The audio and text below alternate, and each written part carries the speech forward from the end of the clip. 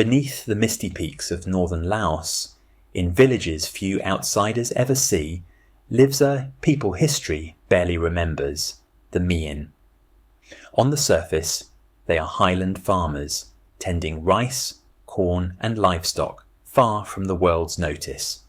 But when scientists opened a window into their DNA, the results were nothing short of a revelation.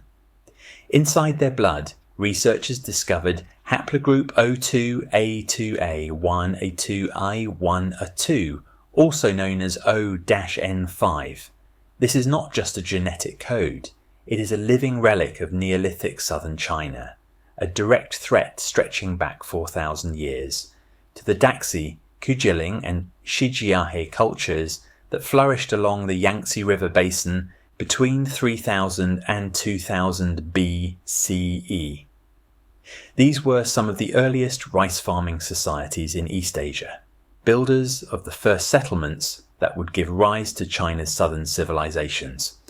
They vanished long ago, absorbed or erased by time, and yet their genetic memory survives in the Mien. Imagine that for a moment. Empires like the Han, 206 BCE to 220 CE, rose and fell.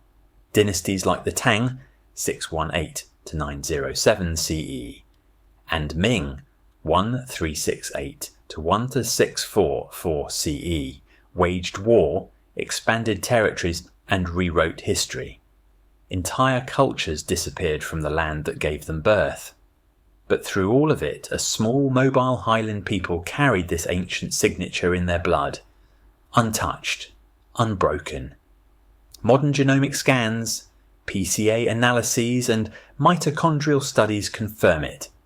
The Mien are a living bridge to a world most historians believed was lost forever. And here is the contradiction that stuns scientists.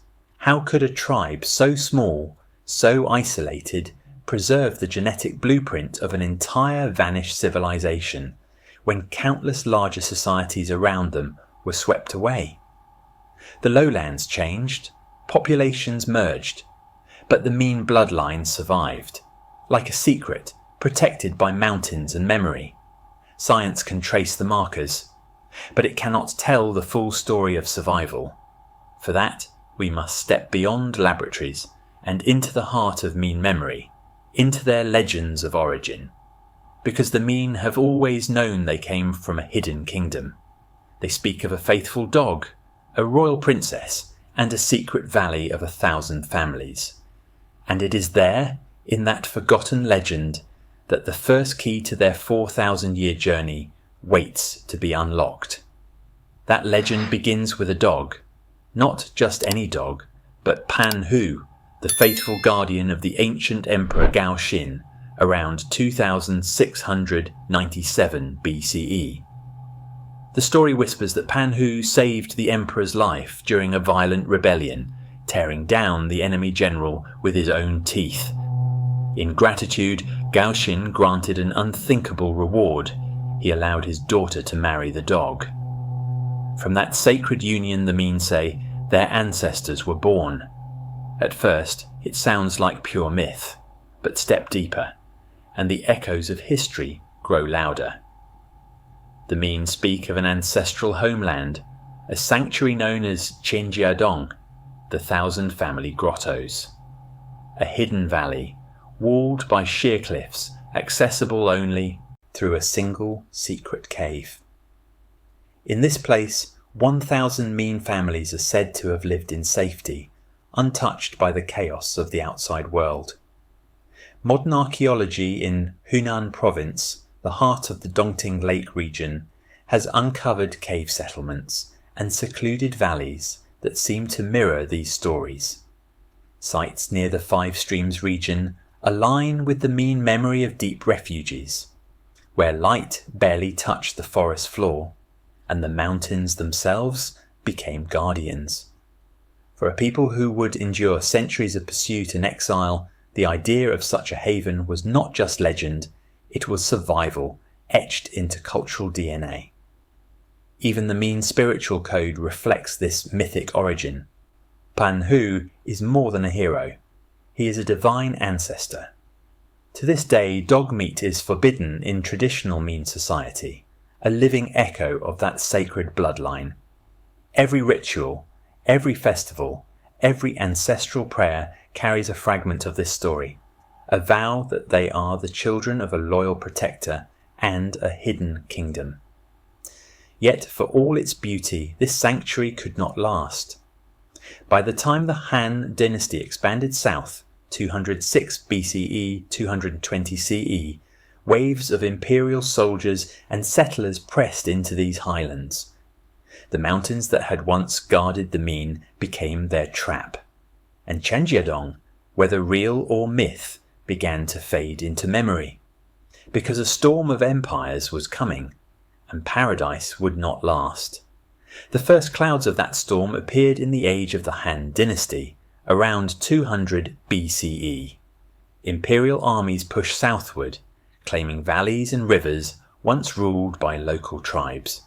For the Mien, then living in the highlands of Hunan and the Yungi Plateau, survival meant retreat. Villages that had thrived in fertile valleys were abandoned. Families climbed into dense forests, chasing safety higher and higher while the empire expanded beneath them. By the Tang dynasty, 618 to 907 CE, the Mien had become a people of the mountains, isolated, elusive, and mistrusted. Imperial records labelled them Mo Yao, meaning those exempt from labour. It was less a privilege than a warning. It marked them as outsiders, people the state could not fully control. To avoid persecution, many Mien adopted Chinese surnames and blended Taoist rituals into their own spiritual life, masking their identity in plain sight. But even then, the empire's reach kept growing. The Ming dynasty, 1368 to 1644, brought the harshest blows. Rebellions broke out in the 1370s and again in 1449, when Mien and other southern tribes rose against tax collectors and oppressive officials. Both uprisings ended in blood. Imperial crackdowns burned villages, seized land, and drove survivors even deeper into the border mountains of Guangdong, Guangxi, Guizhou, and Yunnan. Generation after generation, the Mien learned to live like shadows, moving before soldiers arrived, hiding their altars in caves, raising children who would never know a fixed home. Survival was a dance of constant retreat, a fragile balance between independence and invisibility. They became masters of escape, a people whose footsteps were written in rivers and ridges rather than on any map. Yet mountains, for all their shelter, can become prisons.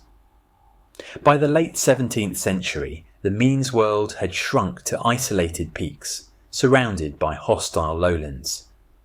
Every dynasty brought new soldiers, new settlers, and new pressures to leave. The empire had not destroyed them, but it had pressed them to the edge of survival. And soon, the mountains could no longer hide them. Their flight would not stop at the Chinese frontier.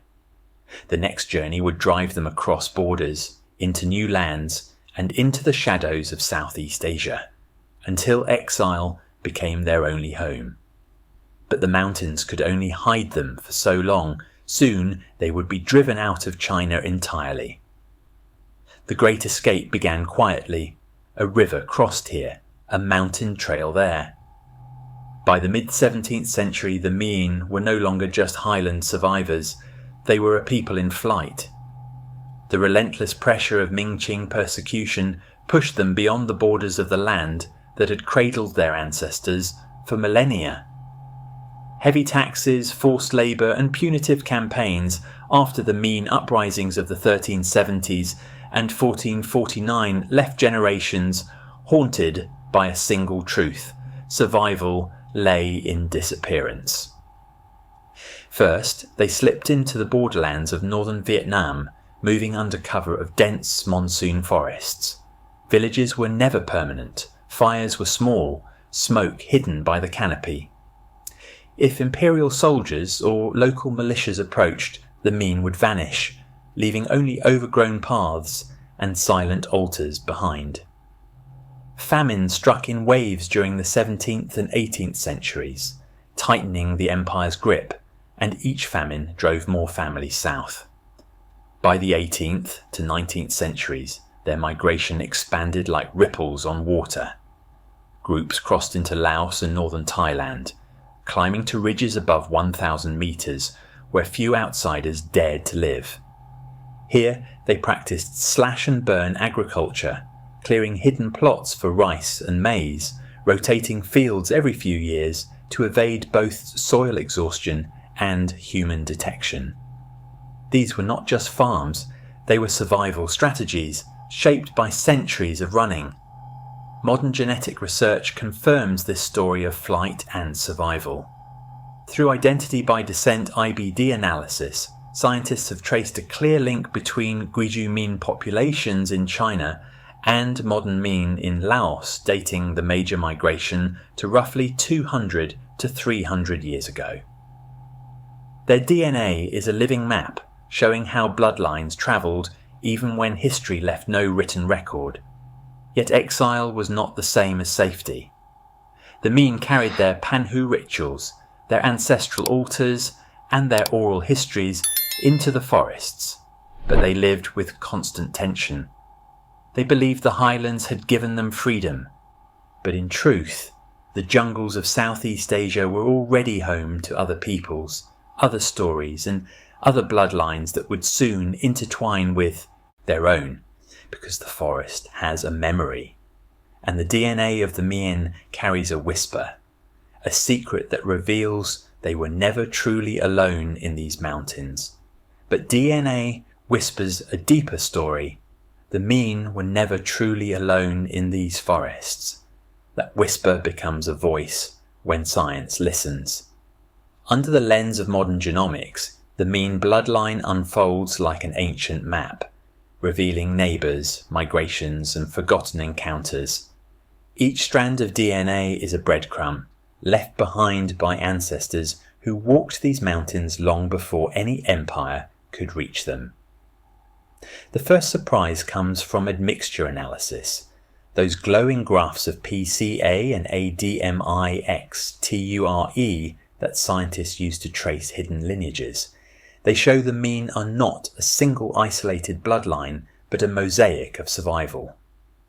Roughly 29% of their genome reflects Tai-Kadai ancestry, tying them to the Dai people of southern China and northern Laos. Another layer links them to Sino-Tibetan Lahu groups, the mountain-dwelling neighbours whose paths cross theirs in secret valleys and misted ridges. These are the fingerprints of forgotten neighbours, the genetic proof that even in exile the Mien story was never written alone. Then the maternal lines speak, the mitochondria passed quietly from mother to child for thousands of years. Here the Mien carry haplogroups B5A1, C1A1 and F1A1C3, rare signatures that act like living time capsules of early Southeast Asian populations. Some of these lineages likely stretch back over 4,000 years, linking today's Mien mothers to women who once planted the first rice terraces on the Yungi Plateau. Through all the migrations, uprisings and escapes, these maternal voices endured, whispering a story that history books ignored. Every genetic discovery adds another layer to their journey. The scars of forced migration, the echoes of intermarriage in hidden valleys, the endurance of ancient maternal bloodlines, all of it survives, written in the code of life itself. Their DNA carries both the scars of exile and the traces of every person they encountered along the way. And yet, for all the survival encoded in their blood, the greatest threat to the Mien did not come from emperors or dynasties. It arrived in the modern age, in a war fought in shadows, where the Mien would once again become ghosts in the jungle. Only this time, the stakes were life and death on a global stage.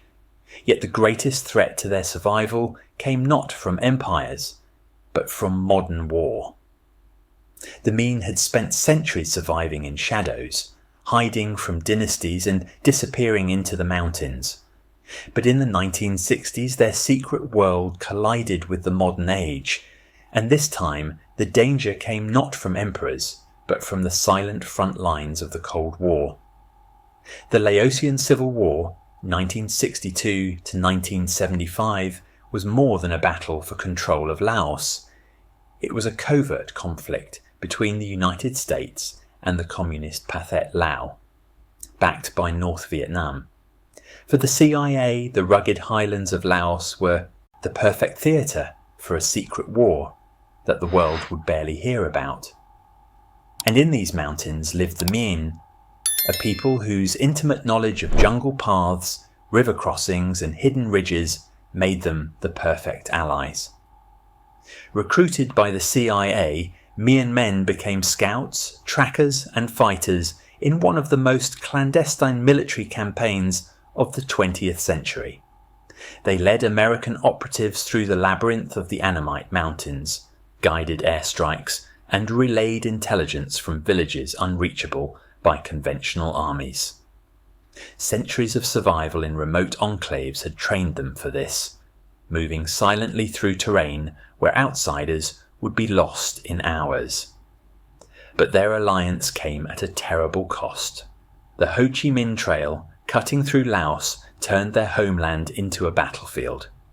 US bombings intended to cripple North Vietnamese supply lines dropped over 2 million tons of ordnance on Laos, making it the most heavily bombed country per capita in history.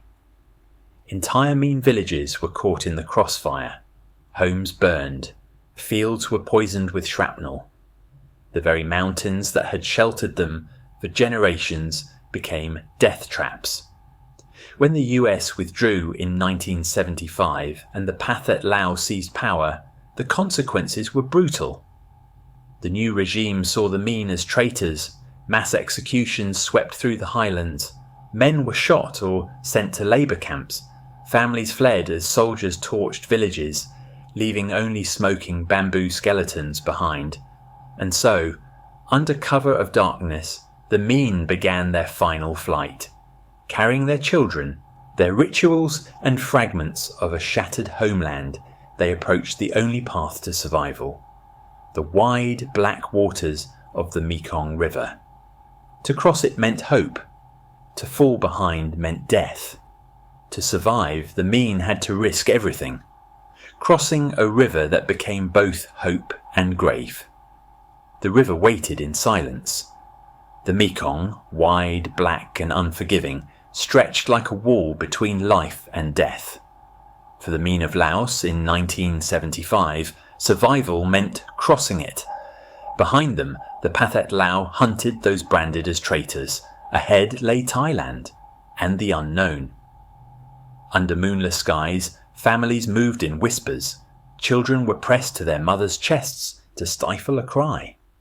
Bamboo rafts creaked in the current, held together by rope and desperation. Some could afford to bribe the border guards with silver or livestock. Others had only the darkness to shield them. Every splash of water felt like a drumbeat that could give them away. Oral histories speak of the terror of that night journey.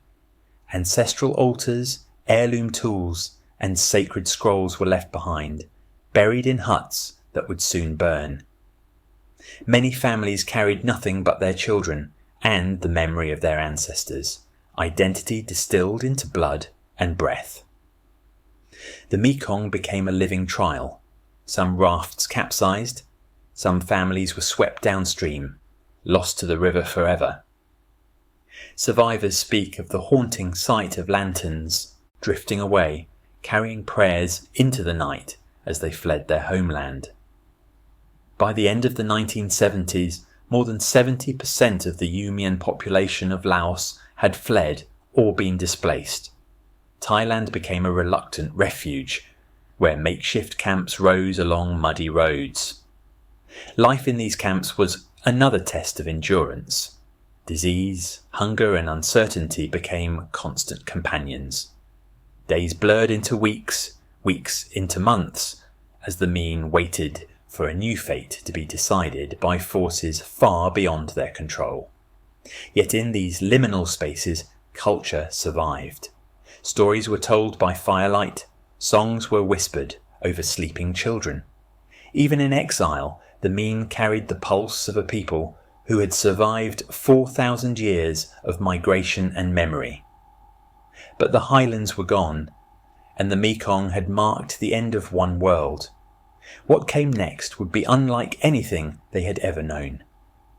Their last migration would take them not just beyond the mountains, not just out of Asia, but into a new world entirely. Their final migration would carry them not just out of Asia, but into a new world. Airports replaced bamboo trails. Concrete streets replaced forest paths. For Mien, the world after 1976 felt unreal. People who had once measured life in mountains and rivers were suddenly scattered across California, Minnesota, France and Australia, carried by the US Refugee Resettlement Program.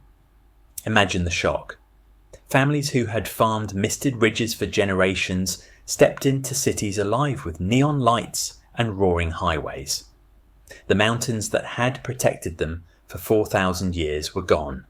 In their place were supermarkets, apartment blocks, and a language they could not yet speak. Freedom had arrived, but so had the quiet grief of disconnection. In America, the Mien built new lives in the shadows of freeways and in the folds of small towns. Men found work in factories or on farms. Women learned to navigate grocery aisles instead of jungle trails. Children became bridges between worlds. English in the streets, Mien whispered at home. Every day brought safety from war, but also the slow erosion of a self-sufficient way of life that had survived dynasties and exile, and yet identity refused to die. Each Mien New Year, families gathered in living rooms turned into miniature temples. Drums and gongs replaced the forest's silence. Ancestors were honoured in photographs instead of mountain shrines. In these rituals, the Mien kept their memory alive, because memory was all they had carried across oceans. Even in diaspora, the old world flickered in fragments. The smell of sticky rice steaming in kitchen corners. The careful knotting of traditional headscarves. The quiet songs sung over newborns. Songs that had once echoed in caves and jungle clearings. These fragments became lifelines in a world where every street was foreign. But for all their endurance, one question lingered like a shadow. Who were they, truly? Could people scattered across continents ever reconnect to the bloodlines and mountains that had shaped them for millennia? In a world so far from their mountains, only science could reconnect the Mien to their forgotten origins. And when science finally listened, the Mien bloodline spoke with the weight of millennia. Every strand of DNA became a map, every haplogroup a forgotten chapter. Modern genomic research did what empires, folklore and even memory could not. It reconstructed the Mien journey from the dawn of prehistory to the edge of the modern world. The story begins in deep time. Genetic sequencing shows that the Mien share ancestry with early southern East Asians, diverging from northern populations between 15,000 and 8,000 years ago. This split marks the moment when their ancestors began to follow a different path, away from the great northern plains and into the lush river valleys of the south. By around 2000 BCE, their roots were firmly embedded in the Yungui Plateau, where the Daxi, Kujialing and Shijiahe Neolithic cultures thrived. These were among the first rice farming societies in East Asia, shaping the very landscape that the Mien would one day call home. From there, the genome draws an unbroken line into history. Late 19th century migrations recorded in both oral tradition and Chinese administrative archives now align perfectly with genetic evidence. Identity by descent (IBD) analysis reveals that modern Mien in Laos carry large genomic segments identical to Mien in Guizhou, confirming that this southward exodus happened just 200 to 300 years ago. It is proof written in blood, bridging the gap between legend and fact. But the most extraordinary discoveries are hidden in the maternal lineages. Haplogroups like B5A1, C1A1 and F, 1A1C3 are rare, ancient signatures, genetic time capsules. These mitochondrial markers link the Mien not only to the first agriculturalists of southern China, but also to the earliest Homo sapiens in Southeast Asia, stretching back nearly 50,000 years. Each child born to a Mien mother carries a fragment of that epic journey, a living echo of humanity's earliest steps through the jungles and mountains of this region. The genome of the Mien is not just data, it is a living archive of survival, recording every migration, every refuge and every alliance. It holds the scars of exile and the whispers of ancestors who first tamed the rivers of the south, yet for every secret revealed. The Mien genome raises another question. The story of the Mien does not end in the mountains or in the jungles or even on the dark waters of the Mekong River. It lives on in the blood that flows through every Mien heart, a living record of survival, migration and memory spanning 50,000 years of human history. Unlike kingdoms that rose and crumbled, unlike villages that burned and vanished, the Mien carry their history within them, unbroken. Their journey is extraordinary. From the legend of Pan Hu in the court of Emperor Gao Xin, circa 2697 BCE, to the hidden sanctuary of Chenjiadong, to the perilous flight from the Pathet Lao in 1975, the Mien story has moved across millennia and continents. Modern genetic research confirms this epic migration. Mitochondrial haplogroups B5A1C, 1A1 and F, 101C3, passed only from mother to child, are rare and deeply ancient. They are genetic time capsules, tracing the Mien back to Neolithic rice farmers of the Yungi Plateau 4,000 years ago, and even further to the first Homo sapiens to enter Southeast Asia nearly 50,000 years ago. These discoveries are not speculation, they are written in the genome. Identity by descent (IBD) analysis proves that the Mien migration from Guizhou, China, into Laos and Thailand occurred just 200 to 300 years ago, perfectly aligning with oral traditions of flight and exile. Their DNA also carries subtle admixtures from Thai Kadai and Sino-Tibetan neighbours, silent witnesses to the encounters and alliances formed in hidden valleys during centuries of escape. And yet, for all the loss they endured, the Mien remain a living archive. In their blood are the echoes of southern East Asia's earliest civilizations, the resilience of a people who survived imperial crackdowns, modern wars, and global displacement. A Mien child born in California, Minnesota, or Paris today may never see the misted highlands of Laos, but their DNA still carries the heartbeat of an ancient world, a map of mountains and rivers that no empire could erase. And so the question lingers, heavier than ever. If a single tribe can rewrite 4,000 years of history, what other hidden lineages lie sleeping in the DNA of forgotten peoples? Somewhere, deep in the forests and mountains of Southeast Asia, more echoes wait to be heard.